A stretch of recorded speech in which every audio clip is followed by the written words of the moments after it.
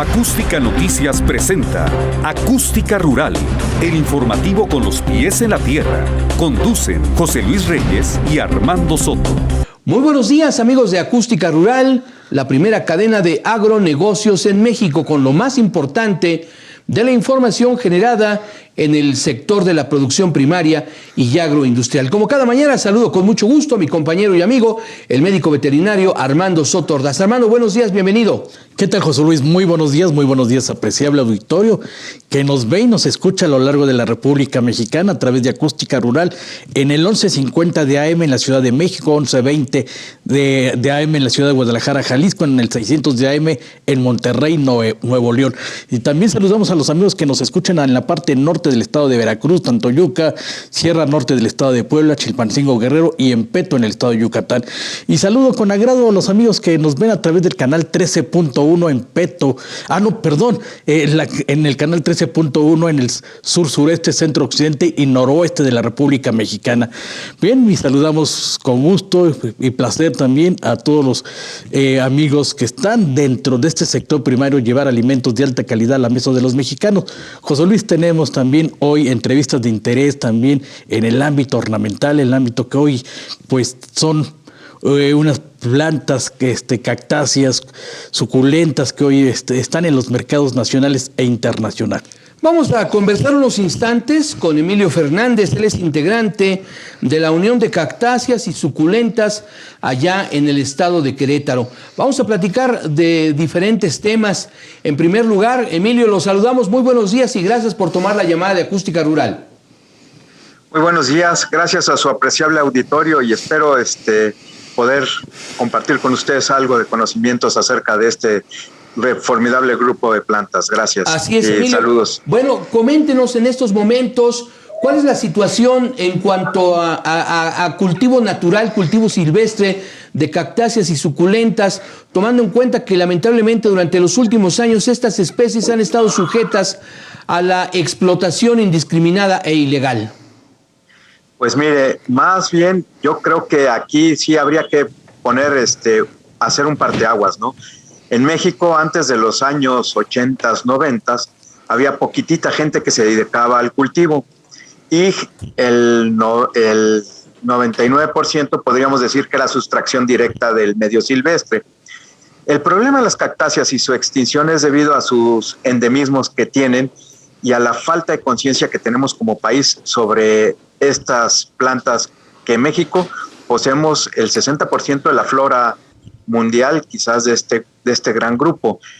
Van a salir nuevas especies, yo creo que para el desierto de Atacama, por la falta de, México es un país mucho más poblado y con mayor densidad que los países donde está el desierto de Atacama, como es Perú, Bolivia, Argentina, que toda esa franja del desierto da, y hay poca gente viviendo en esas zonas. Pero nosotros tenemos nuestro 60% del territorio, es semiárido, y por lo tanto hay una gran concentración de estas plantas, acabando el desierto de Chihuahua, aquí en las fronteras de Querétaro e Hidalgo, y tenemos el desierto de Sonora, que son nuestros dos gigantes desiertos, sin dejar de lado el desierto de Tehuacán, Cuicatlán, en la zona de Puebla, Oaxaca. Esto ha dado parte de que tengamos esa diversidad, y créanme que en los 80s, que empezó el movimiento, por así decirlo, de reproducir artificialmente estas plantas que tienen un grandísimo valor ornamental dentro de la oferta de ornamentales en todos los países. No sé si vamos bien ahí platicándoles. Don Emilio Fernández, si nos puede comentar, hoy en día usted comenta la diversificación de esta producción, hoy pues se hace por propagación, se ha llevado a también, ha sido más popular también por el hábitat, el paisaje urbano que hay en diferentes ciudades de la República Mexicana, y este movimiento está creciendo en todo México.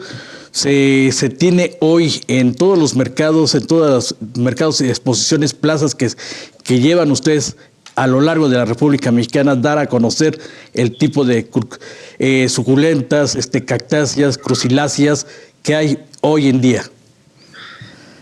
Pues sí, son una gran variedad, más o menos lo que estábamos viendo en la Unión de Productores, que tenemos a la oferta nacional al menos 100 diferentes especies, entre especies, bueno, y con variedades, pues son muchas más. Las suculentas están, digamos que ahora, mucho más explotadas por variedades que lamentablemente muchas de ellas ya vienen del extranjero, se importan, y algunas de las especies nacionales, pues bueno, no hay tanto interés como, por ejemplo, las variedades que se están obteniendo de otros lugares en el extranjero, como les comento, principalmente los Estados Unidos. Emilio, coméntenos una cosa. ¿Por qué los mexicanos no hemos sido conscientes en la conservación de cactáceas y suculentas? Y aclárenos, por favor, un dato. ¿El 60% de cactáceas y suculentas de las especies que se conocen en el mundo son originarias de Mesoamérica? Así es. Más o menos el 60%, no diría Mesoamérica, porque ya ven que Mesoamérica es muy limitativo en cuanto al territorio y evitaríamos el norte del país. Así es. El norte del país, digamos que el desierto de Chihuahua y el desierto de Sonora concentran una muy buena parte de cactáceas que tenemos en el país. Y yo creo que en nuestro país la falta de consumo, de visión sobre estas plantas es básicamente por la costumbre de verlas en nuestro paisaje, en lo que tenemos, y no hay el interés de que las vemos como unas plantas que primero, pues bueno, evolucionan mucho más a prisa que algunas otras.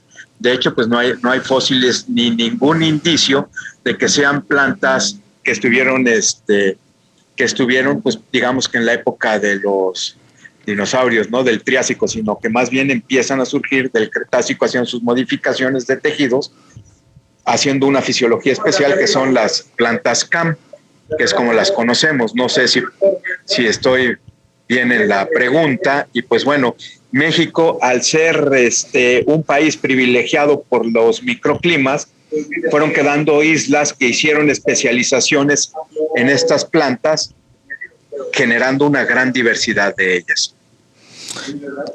Don Emilio, si nos puede comentar acerca de la reproducción de estas cactáceas y suculentas y cómo se ha venido hoy en día en México popularizando. Y hoy, como le había comentado hace un momento, lo tenemos en el paisaje urbano, en las casas de habitación. Hoy se compra más también de estas plantas ornamentales por el espacio que se tiene también en la habitación. Claro que sí, miren, la reproducción de estas plantas es a través, el 90% de ellas, de semilla. Son plantas que son muy lentas para poderlas ofertar en los mercados. Eso desalienta mucho a los productores, porque nosotros de que ponemos la semilla a que logramos una venta de una plantita en una maceta de 2 pulgadas, 3 octavos, que es lo más común. Ustedes verán las macetitas cuadradas que andan en todos los departamentos, en los quicios de ventanas y en el paisaje urbano. Tardó de que depositamos la semilla a la venta un promedio de 2 años, 2 años y medio. Entonces, esto genera digamos que la limitante tiempo en la producción. Si yo sembrara un tomate, pues sabemos que al menos en 9 meses lo llevé a cosecha en un invernadero. Y las cactáceas, pues bueno, de que yo pongo la semilla a que la pueda yo comercializar, me va a llevar al menos 2 años y medio. Entonces, claro que el tomate me ocupa mucho más espacio que una cactácea que está en una macetita de 2 pulgadas, 3 octavos. Esos son ventajas y desventajas como las queramos analizar, ¿no? En superficie tengo ventaja, en tiempo tengo desventaja, pero seguimos siendo un país donde si reproducimos este tipo de plantas tenemos una gran oportunidad por el concepto de que lo llaman los americanos el well done, o hecho en las características correctas que tenemos por toda la cuestión climática, ¿no? Que se están haciendo desde su punto de origen, algo así como el tequila, ¿no? Están saliendo de donde debe de salir el producto.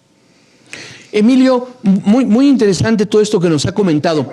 Entonces, podemos notar que a partir de la década de los 80s y 90s del siglo pasado, la evolución de las cactáceas en materia de modificaciones genéticas, si así se puede emplear el término, ha sido constante, ha sido avanzado, y gracias a esto más personas se dedican a la reproducción en condiciones controladas de cactáceas y esto pues de alguna manera las ha hecho más populares. Así es correcta esa aseveración. De hecho, bueno, México llegamos bastante tarde al negocio porque en los 80s y 90s del siglo pasado había 300 asociados productores en la parte sur de Japón. O sea, producían más cactus en Japón y había más asociados en las productoras de Japón, lo que es el sur de la isla, en Osaka, que había 300 asociados, y en aquellos entonces que se trató de hacer la primera asociación de productores, al menos había unos 4 productores aquí en México. Todo el país. Uh-huh. Así es correcto. Sí. Entonces, pues bueno, es un camino que se ha venido comenzando a caminar y que va, esperemos, con éxito. Ahora, Emilio, ¿en dónde radica el valor apreciativo de las cactáceas? ¿Qué es lo que busca el consumidor de este tipo de plantas? E independientemente de ello, ¿qué otro valor, aparte del de ornamental, tienen las cactáceas y las suculentas? Pues miren, yo no sé, a mí en lo personal voy a hacer una aseveración y un juicio personal. No puedo hablar por quien no conozco, ¿verdad? Pero bueno, el apreciar tanta diversidad en tan poco espacio, tantos colores, espinas, formas, tamaños, eso a mí me genera una gran emoción de tener diferentes seres vivos en un pequeño espacio con tantas diferencias en sus formas, hábitos de crecimiento y demás. Aparentemente el mercado está prefiriendo productos que son perecederos, que aguantan mucho más tiempo, y como son tan lentos de crecimiento, eso le permite al consumidor tenerlos sin tantos cuidados, como por ejemplo, si yo me llevase una rosa, una hortensia o cualquier tipo de planta, requeriría luz directa, no la podría tener en un departamento, necesitaría riegos mucho más frecuentes que si yo tuviera una cactácea o una suculenta, una planta campo, que le puedo regar cada 10 días, 12 días, y si me olvido de ella, me voy de vacaciones, no se me va a morir la planta por falta de atención. Entonces, eso parece que le está gustando al consumidor. Emilio, ¿nos permite por favor unos instantes? Vamos a escuchar a los patrocinadores de Acústica Rural y continuamos conversando de este tema. Claro que sí, con todo gusto. Gracias. Les recuerdo, tenemos un WhatsApp. Comuníquese con nosotros, denos a conocer sus opiniones, sus comentarios al 55 45 45 2602. Repito, el WhatsApp de Acústica Rural, 55 45 45 2602. También tenemos contacto con ustedes a través de Facebook y en YouTube como Acústica Rural. Regresamos enseguida. Gracias por acompañarnos.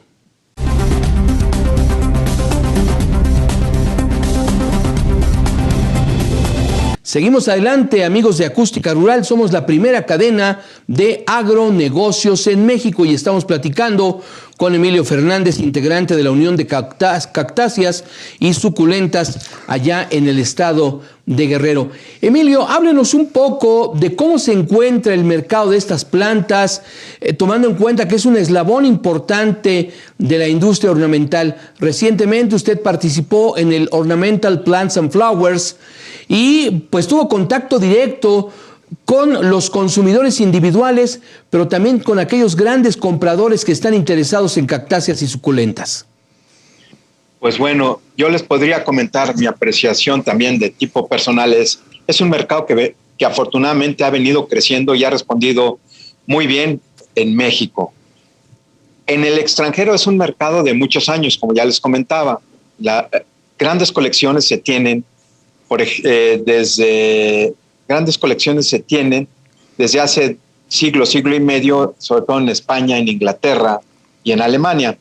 Si yo les platicara que en Alemania y en Austria se coleccionan más Turbinicarpus que en todo el país, esto no sería de extrañar, puesto que el material vegetativo estuvo puesto en aquellos países 2 siglos antes. Lo que yo he visto en el mercado en México cuando empezamos, pues bueno, era muy difícil vender un cactus porque casi le tenías que rogar a las personas que te hicieran el favor de meter a sus viveros y a las cadenas comerciales los cactus y exhibir las cactáceas. 20 años después, 25 años después, ya es un producto que tiene aceptación ornamental, que se mueve normalmente igual que algunas otras especies ornamentales. Entonces, pues esto nos ha colocado de manera buena en el mercado nacional, que el 99.99% del producto se consume a nivel nacional. Tenemos la limitante de que son especies reguladas por la Semarnat, y esta regulación, pues bueno, generalmente en México la regulación coincide en una prohibición o en una negación, que por un lado está bien porque se firma el acuerdo CITES del tráfico de comercio internacional de especies silvestres en los años 90, y es en el momento en que México saca la NOM 059, incluyendo casi a todas las cactáceas en esa lista que nos pone 4 estatus de riesgo en las especies. Ahora para el 2010 ya se han liberado muchas otras especies, pero bueno, la cuestión es que sigue siendo una regulación para la cuestión de los mercados extranjeros. Sin embargo, los mercados extranjeros están sedientes y deseosos de conseguir plantas mexicanas. Ahora que estuvimos en la OPF, que tuve oportunidad de contactarme con Jairo, el presidente de la Unión de Productores de Flor de Colombia, me dijo que estaban muy interesados en adquirir cactáceas de México, comprar por volúmenes. No sé si eso vaya a redundar quizás en detonaciones sobre la producción de plantas ornamentales de este tipo en el país, o bien que directamente capitales colombianos se vengan a invertir en este segmento. No sé qué vaya a pasar, pero sí les puedo decir que se empieza a hacer un gran consumo en el mundo por la cuestión de que cada vez los espacios son más pequeños en las áreas urbanas y son plantas que pueden decorar fácilmente por el tipo de cuidados dichas áreas. Don Emilio Fernández, si nos puede comentar, el gobierno federal y los gobiernos estatales, ¿cómo están apoyando a estas organizaciones, a este negocio del campo, para hacer un negocio más redituable, más productivo a todas estas organizaciones que se dedican a las cactáceas y a las suculentas? Pues miren, aquí es esa pregunta, a manera personal, yo la voy a contestar de forma negativa. Casi todos los negocios que han sido de cactus, de los amigos que yo conozco, ninguno o muy poquititos han recibido apoyos de gobierno estatal o federal. En el caso específico de Querétaro, yo no conozco una sola UMA que haya recibido algún apoyo de tipo federal o estatal. Interesante, Emilio. Y antes de abundar sobre este tema, quiero preguntarle varios aspectos que acaba de mencionar en el bloque pasado. Háblenos del material vegetativo de cactáceas y suculentas. Evidentemente, Alemania, Austria, los Estados Unidos están lamentablemente, o estuvieron, por lo menos hasta hace algunos años, más desarrollados que en México, reitero, en materia de material vegetativo. Y coméntenos también de esta norma oficial mexicana 059. Esta norma habla únicamente de la producción silvestre y hay control sobre la producción en invernadero o en UMAS. Claro que sí, hay el control tanto en las áreas silvestres como en las UMAS. Y de hecho se modificó la ley forestal, donde ya ven que todo el territorio pasa a ser uso de suelo forestal. Eso ayudó a lo que sería la norma. Ahora, la cuestión, todos los cactus que están incluidos en la norma están prohibida su extracción de manera silvestre. Tiene que ser extracción de manera artificial, es decir, uno se vuelve depositario de bienes nacionales cuando reproduces estas plantas a nivel nacional.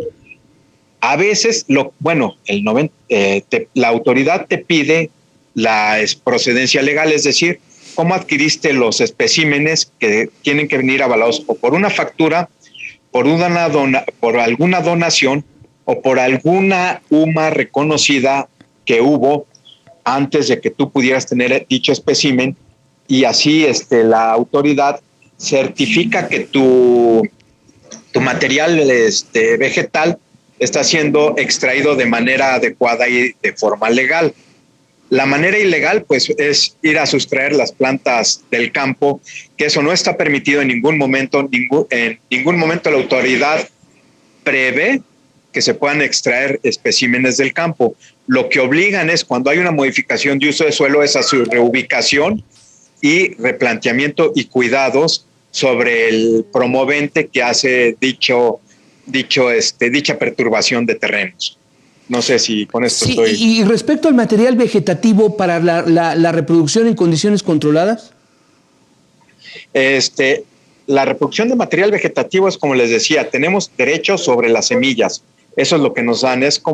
Tenemos derecho es como digamos el ejido, el propietario tiene derecho al usufructo que saque de la tierra, nosotros tenemos derecho a las F1, F2 y todas las generaciones posteriores que salen de las plantas madres, que es una discusión que está dentro de la ley de vida silvestre, porque si nos fuéramos a esos extremos, todos los que hacen mejora genética de la Nochebuena nos deberían de dejar regalías, porque la Nochebuena, pues sabemos que es la poinsettia, es una planta mexicana y nunca se hicieron las mejoras genéticas que se cultivan aquí millones de plantas, ¿no? Don Emilio Fernández, en México se tiene un catálogo de las cactáceas y las suculentas y que se comercializan y que se producen en la República Mexicana. O no lo tenemos que hacer un esfuerzo los productores para tenerlo, pero cada productor, por ejemplo, tiene las fotos y sus páginas de internet donde se ven algunas de las especies. Lamentablemente, por la sobreregulación que a veces tenemos en estos rubros, acabamos reproduciendo a veces muchas especies exóticas, es decir, desde desiertos de Atacama, hay semillas, siguen semillas, o ya muchas especies chiquitas que dan semillas muy pronto se empiezan a reproducir, y eso también nos ha hecho grandes competidores en la oferta de diversidad de especies. Emilio, respecto a la reproducción que ustedes tienen en estas unidades medioambientales controladas no controladas, supervisadas por la autoridad, ¿es una regulación adecuada? ¿Se cumple con el propósito para el que fue creado? Híjole, sí se cumple en algunos aspectos, en otros no. Lamentablemente sigue habiendo la explotación o la sustracción del medio silvestre. Por ejemplo, mucha gente desea tener peyote. El peyote es imposible de tenerlo en ninguna manera, ni en colecciones. ¿Por qué? Porque además está en la ley de plantas psicotrópicas, que está en la ley federal de drogas, ¿no? Entonces, de salud. Pero mucha gente hace encargos en los mercados de, ay, me traes un peyotito, ¿no? Se lo venden a la gente. Y pues bueno, ahí son cuestiones también de tipo de ética, donde, pues bueno, hace poco la Profepa aquí en el estado de Querétaro me hizo depositario de algunas plantas de peyote que fueron a incautar en un mercado.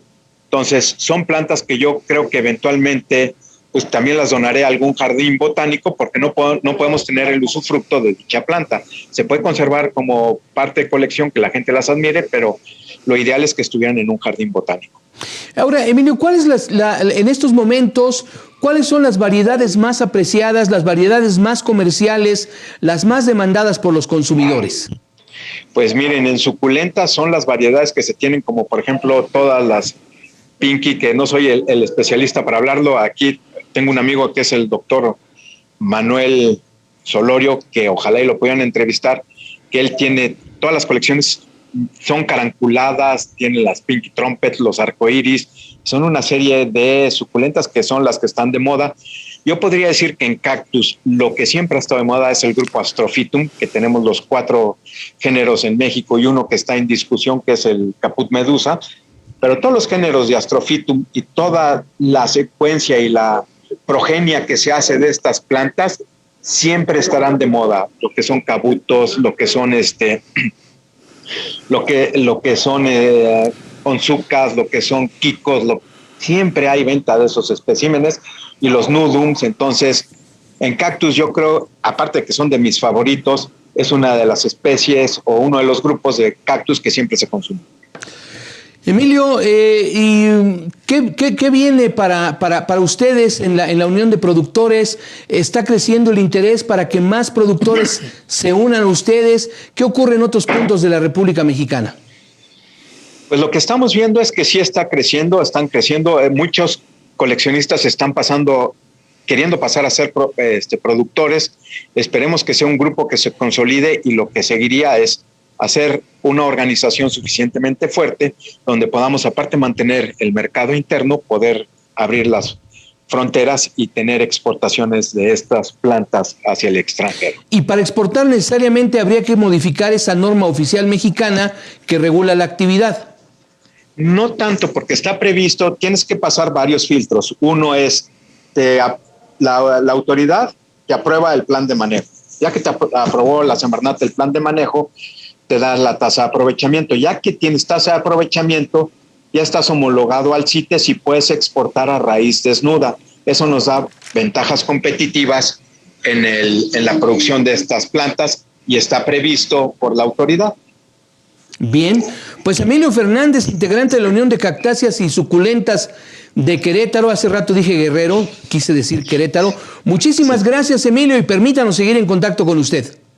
Claro que sí, estamos a las órdenes y esperemos que les sea de utilidad. Claro que sí, gracias. Bueno, pues nosotros vamos a una pausa y continuamos con más aquí en Acústica Rural.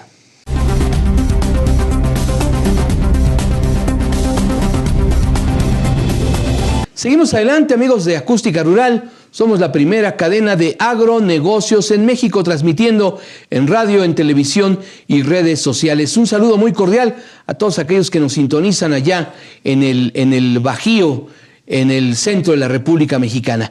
Bien, a continuación vamos a conversar de un tema que me parece muy relevante. ¿Por qué? Porque estamos hablando del futuro de la producción de alimentos.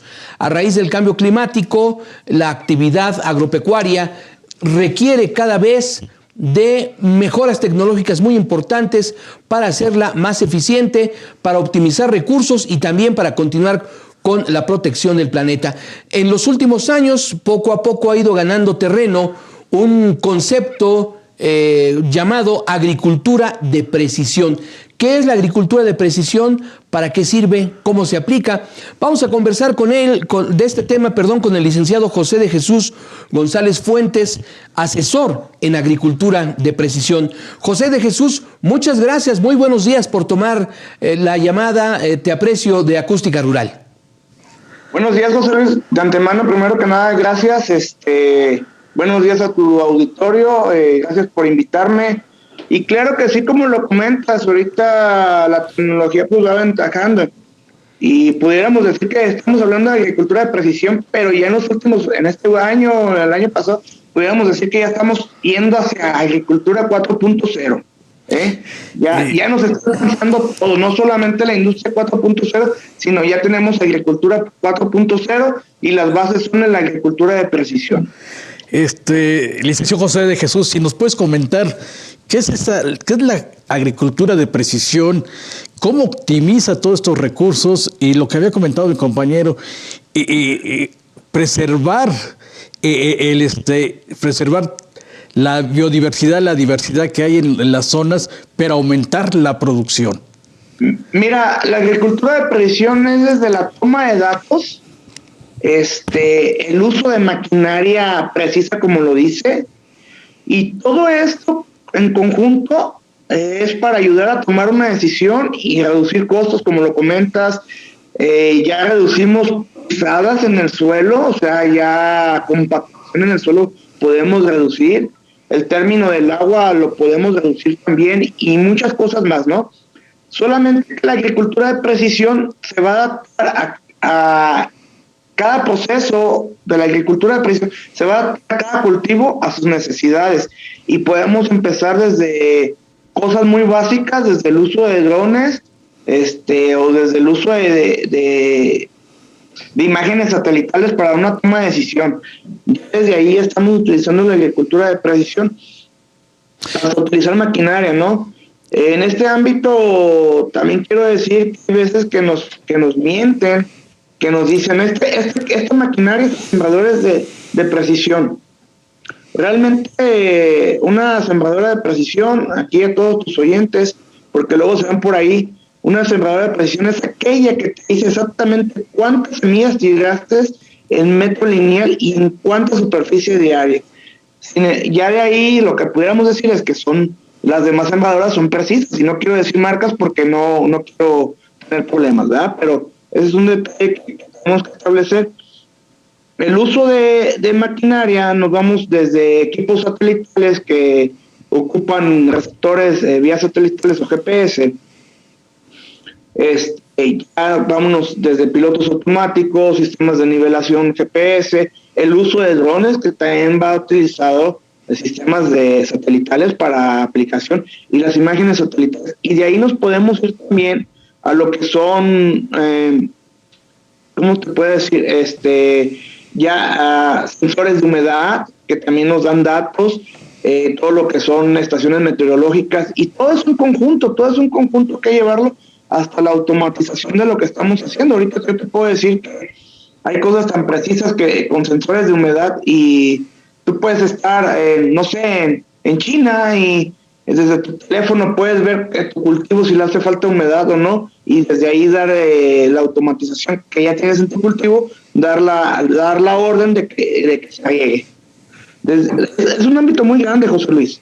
Sí, José de Jesús, entonces, como tú lo señalas atinadamente, estamos hablando de toda una serie de maquinaria y equipo altamente especializado, la mayoría de todo este equipo controlado a través de software especializado que nos permite, y aquí es lo que quiero cuestionarte, permite a cada agricultor destinar a cada cultivo. O sea, la agricultura de precisión es un traje a la medida, ¿es así? Sí, hasta cierto punto, y te lo voy a decir, es como todas las cosas cuando creas algo nuevo, ¿no? Vas creando un traje a la medida, pero vas añadiendo la experiencia y vas modificando ese traje o ese chaleco para que te vaya quedando todavía mejor, ¿no? ¿Qué quiero decir? Pues si adelgazas o engordas, pues irlo acomodando ese chaleco. Eso te lo permite la ventana, la agricultura de precisión, y también te permite generar, pudiéramos decir, pues una biblioteca de productos utilizados o de lo que hiciste en tu parcela para que tengas algo de información para el siguiente ciclo y ya no empieces en cero, ¿no? Y hay muchas cosas. Por ejemplo, te lo voy a poner con ahorita las cosechadoras, por ejemplo, ahorita en la temporada de maíz, de trigo, trigo temporal en algunas zonas de ahí del Estado de México, y sorgo, podemos poner en las cosechadoras una pantalla y un sensor de rendimiento donde nos va a generar un mapa y nos va a decir qué humedad tuvimos y cuánto tenemos de rendimiento en cuánta superficie. Ese mapa nos va a ayudar en una toma de decisión para el siguiente cultivo, ya sea para una fertilización o para hacer una nivelación agrícola en ese cultivo. Y de ahí empezamos a tomar ya esos datos, José Luis, para seguirnos, ¿no? Consecutivamente, te lo voy a poner así.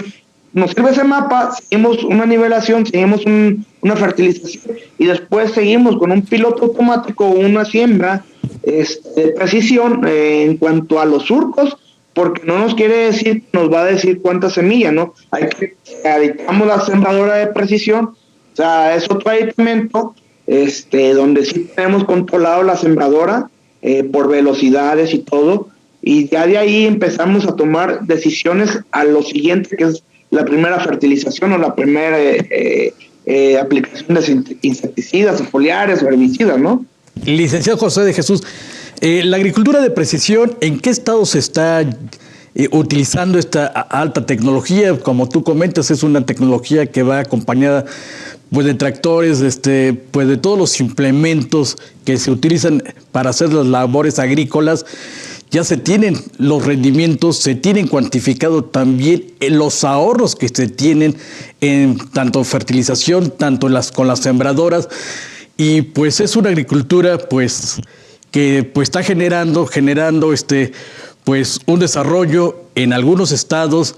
No todos los estados lo tienen. No, así como lo comentas, no todos los estados lo tienen. Te puedo decir que aquí en México, y perdón, a lo mejor nos va a pegar, pero te puedo decir que en agricultura de precisión yo creo que en México vamos retrasados unos 10 años, ¿no? 10 o más años. Te puedo decir que aquí en el continente americano el que lleva la delantera pues son los argentinos. En Argentina hay mucha agricultura de precisión. en superficie. Alemania es uno de los países que pues utiliza muchos equipos. Podríamos decir que ellos están en un 90-95%, pero también podemos decir que la superficie que de ellos es muy pequeña, ¿no? De siembra. Aquí en México te puedo dar, por ejemplo, estados como Chihuahua, Sonora, en el norte, que las extensiones son muy grandes. Sinaloa, los pilotos automáticos les ha servido muchísimo el ahorro de costos, beneficios.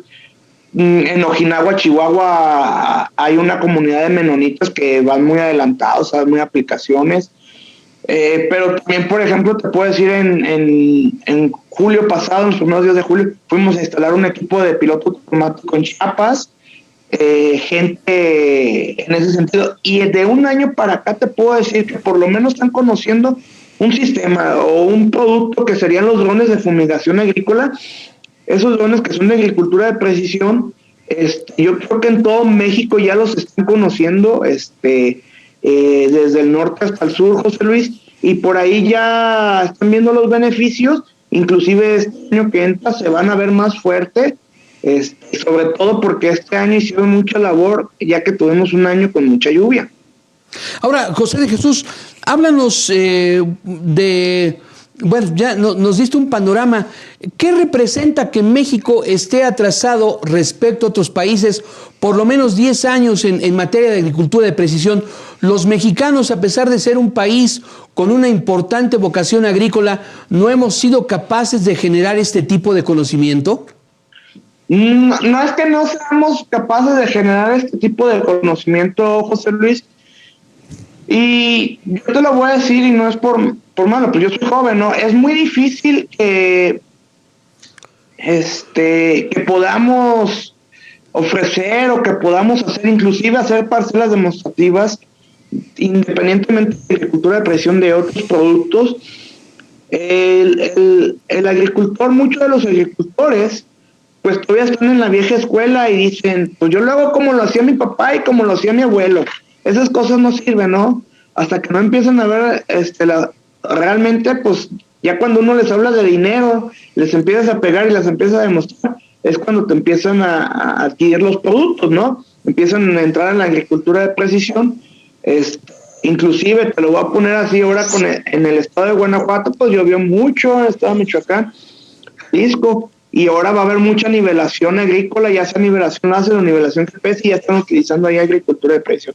Es la barrera que nos encontramos, ¿no? Pero también nos encontramos jóvenes, gente nueva o gente innovadora o gente que va vanguardista. Te puedo decir que, por ejemplo, en Chavinda, Michoacán, hay una persona de la tercera edad o un poquito más, y el señor este año adquirió un dron y lo empezó a volar, y las ganas, ¿no? Y él siempre ha ido puntero, tiene varios equipos de agricultura de precisión. Entonces, pero más que nada es eso, es la barrera de mi abuelo lo hacía así, mi papá lo hacía así, Eso es más que nada. A veces estamos a veces como mexicanos estamos un poco cerrados a las nuevas cosas, ¿no?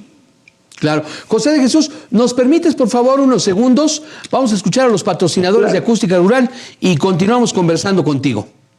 Claro que sí. Gracias. Les reitero nuestro WhatsApp 55 45 45 2602 55 45 45 2602. Póngase en contacto con Acústica Rural. Recuerde, estamos en radio, en las diferentes frecuencias de Acústica en el país, en televisión a través de la gran cadena Albavisión, en el centro, en el occidente, en el norte y principalmente en el sur-sureste de la República Mexicana, y también nos encuentra en nuestra página de Facebook como Acústica Noticias y en nuestro canal de YouTube. Vamos a esa pausa y continuamos enseguida.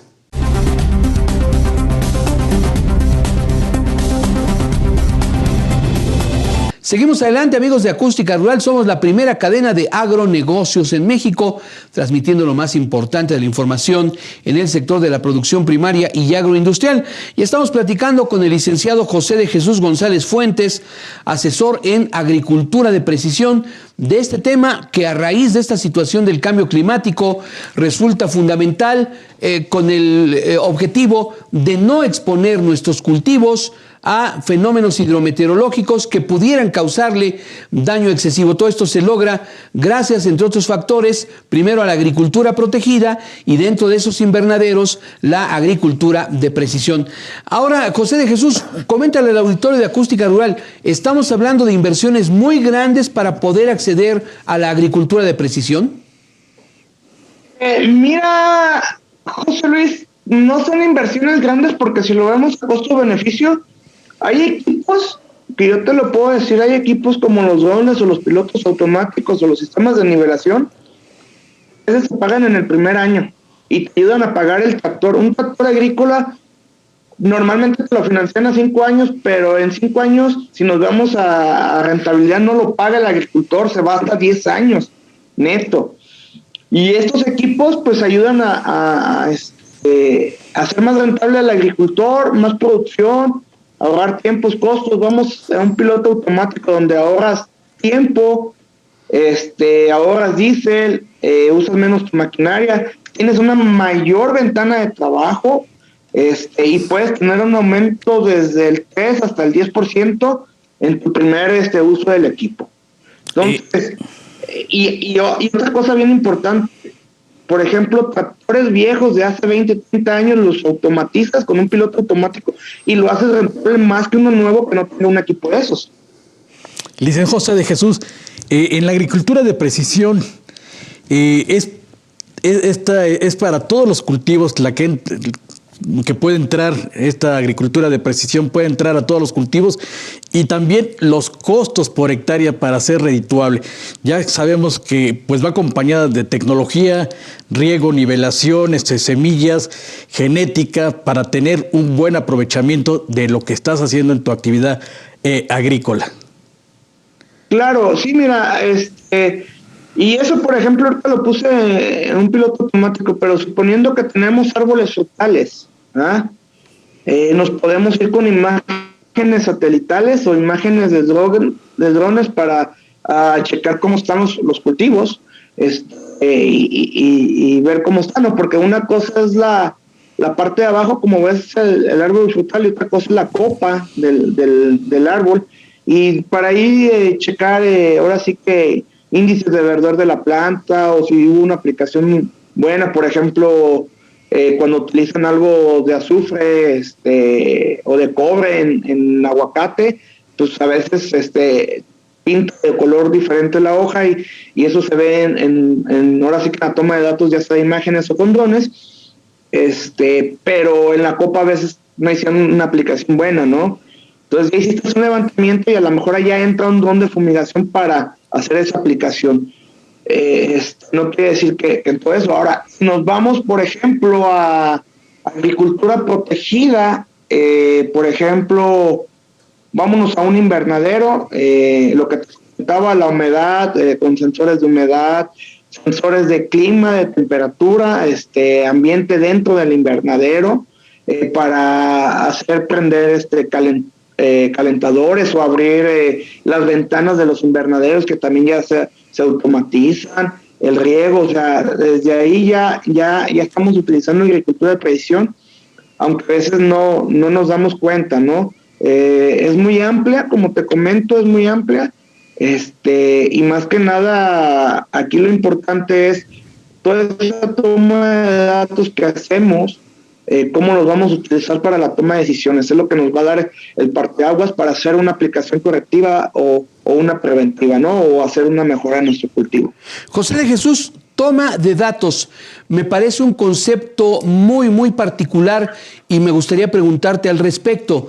Generalmente, por ejemplo, las tomas aéreas, las tomas satelitales, las tomas con dron, se traducen en imágenes altamente especializadas, en donde a través de la resolución puedes observar en dónde hay plaga, en dónde falta humedad, en dónde falta fertilización para tu cultivo. ¿Estas capacidades se transmiten al productor para que las pueda interpretar o necesariamente requieres de un especialista?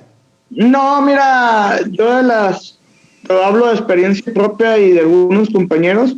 Como tú lo dices, la toma de datos con drones o vías satelitales, que normalmente tomamos lo que es NDVI, que es el índice de verdor de la hoja, nos podemos dar las zonas afectadas, pero no vamos a dar nosotros, le vamos a dar un resultado al productor. En este caso, podemos dar dos resultados. Uno, totalmente una fotografía del cultivo desde la parte de arriba, y la otra ya un mapa con colores del cultivo, indicándonos cómo está, ¿no? Te puedo decir que lo verde es lo mejor que está, lo rojo es donde no hay cultivo, se puede decir maleza, o tuvimos una afectación, y un amarillo, pues ahí tenemos algún problemita de alguna maleza o poco cultivo, ¿no?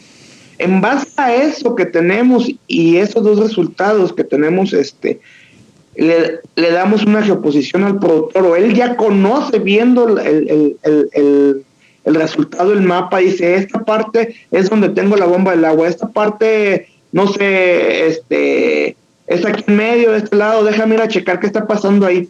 Ya él va y checa en base a eso y dice, ok, aquí me afectó porque no tengo un buen drenaje o faltó agua, ¿no? O aquí tengo porque me afectó la maleza o me afectó una plaga, y en base a eso, él ya toma la decisión de qué producto aplicar o qué acción hacerla, José Luis. Ya, o sea, no se requiere ser un gran especialista, simple y sencillamente sabiendo interpretar las imágenes y con la experiencia que tiene el productor con su cultivo, pues con eso es más que suficiente para que pueda aplicar las dosis necesarias de lo que sea en el lugar correspondiente. Esa es la ventaja. Así es como cada quien conoce su casa o cada quien conoce su coche. Pues tienes un problemita en el baño, ¿no? Pues ya sabes dónde ir y arreglarlo, ¿no? Él ve y dice, ok, yo tengo un problema aquí, necesito ir a checar esa parte del cultivo, qué fue lo que pasó ahí, ¿no? En una ocasión me tocó que tomamos en un pivote, sacamos unas refotos y se arrancó el productor en ese momento y se fue a checarlo, José Luis. Dice, ¿qué está pasando ahí? Ya. Ahora, José de Jesús, tú has tenido mucha experiencia, has tenido contacto con muchos productores de todo el país. Coméntanos, ¿hay interés? ¿Se está dando este cambio generacional del que tú hablas para abandonar esa idea de que, no, es que así lo hacía mi abuelo, así lo hacía mi papá, así lo voy a hacer ahora? Tú en ese intercambio de ideas, de conocimientos, ¿qué percibes? ¿Sí hay interés del agricultor? Te voy a decir que ahora sí ya hay un interés, y hay un interés muy grande, te voy a decir, porque altos costos en los insumos este año.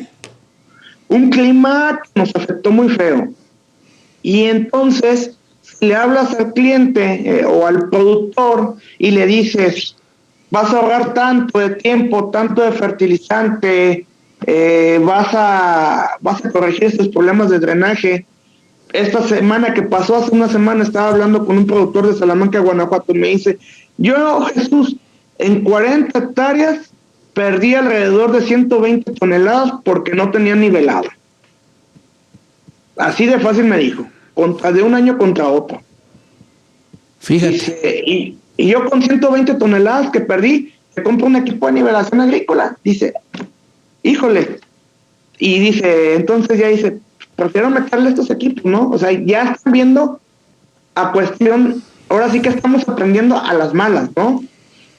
Por las pérdidas ahora de altos insumos.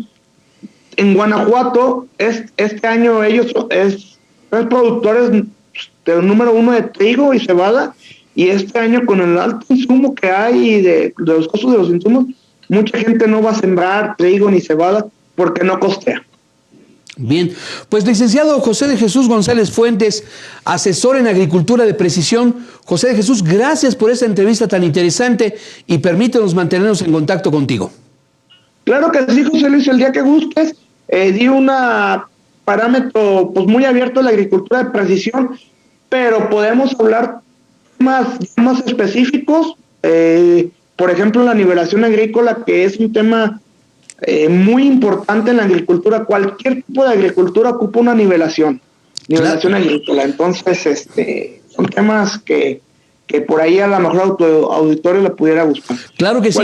Estamos emplazados, José de Jesús. Gracias. Gracias. Que tengas buen día. Hasta luego. Buenos días. Hasta luego. Pues ahí está un tema interesante, Armando, todo lo relacionado con la agricultura de precisión. Así es, José Luis, un tema interesante, tecnología. Parece siglo XXI aquí en la República Mexicana, estamos atrasados. Pero yo creo que el campo mexicano está desarrollando, está creciendo como también potencia también alimentaria, una potencia que tenemos, el mercado más grande del mundo, los Estados Unidos, con el 80% de alimentos que van de México a los Estados Unidos. Y esto pues también, este desarrollo para participar de muchos productores agrícolas y pecuarios. Pues la agricultura es una parte esencial para tener un buen producto pecuario, y pues esto da armas, José Luis, armas de desarrollo de tecnologías, llegada de tecnologías para ese desarrollo del campo mexicano. Y muy interesante también lo que conversamos con Emilio Fernández, integrante de la Unión de Cactáceas y Suculentas en el estado de Querétaro, en torno a cómo se encuentra este asunto de la legislación, la norma oficial mexicana 059, que regula la producción, el comercio de cactáceas y suculentas, todas ellas especies protegidas por la legislación mexicana, Armando. Y sin embargo, bueno, pues hay plantitas, hay suculentas, cactáceas en esas macetitas muy pequeñas que puedes llevar prácticamente sin ninguna dificultad en cualquier recipiente. ¿Cómo está creciendo el comercio y el interés, Armando? Antes, José Luis, en todo el territorio nacional, en la reserva de la biosfera del Mezquital, en Querétaro, en el estado de Hidalgo, en el estado de México, en otros, San Luis Potosí, pues, había depredación de estas cactáceas. Y gracias también a estos productores, a estas personas que les gusta el cultivo de las cactáceas y las suculentas, pues se han reformado varias leyes para ya la reproducción y la propagación de estas especies. Bien, pues estamos llegando a la parte final de Acústica Rural. Muchísimas gracias a todos nuestros amigos. Armando, gracias. Gracias, José Luis. Excelente y provechoso. Y como siempre, apreciamos la colaboración del equipo técnico y de producción de Acústica Rural. Y recuerde, envíenos un mensaje por WhatsApp al 55 45 45 2602, 55 45 45 2602. Aquí estamos a sus órdenes. Escríbanos, sugiéranos temas. Queremos que usted sea parte directa de este programa. Y bien, pues que tenga usted excelente día.